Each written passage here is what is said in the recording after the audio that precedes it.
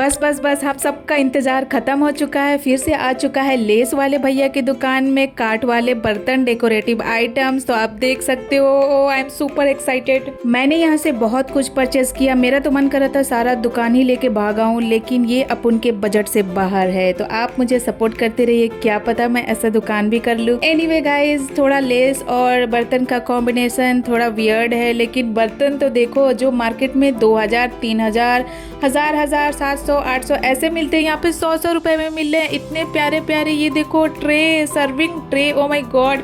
मैंने बहुत सारा कुछ लिया है। इवन ये कैंडल स्टैंड, कैंडल और बास्केट, बहुत कुछ यहाँ पे है ऐसा जो आप सोच भी नहीं सकते हो। बोल है, कोरियन बोल है, आप उसमें रामेन खाइए। ये ट्रे है, ओ गॉड, बहुत प्यारे प्यारे कुछ है। आप जाओ फटाफट से लो, क्योंकि तुरंत ख़त्म हो रहा है। मैं नहीं चाहती मेरे ऑडियंस पीछे रह जाए, तो आप जाओ भाई और ये सब लुत्फ उठाओ। सारा कुछ इतने सस्ते में लो, क्योंकि ये तो कहीं मिल ही नहीं सकता। आज तो मैं सिर्फ इनके बर्तन का कलेक्शन दिखा रही हूँ।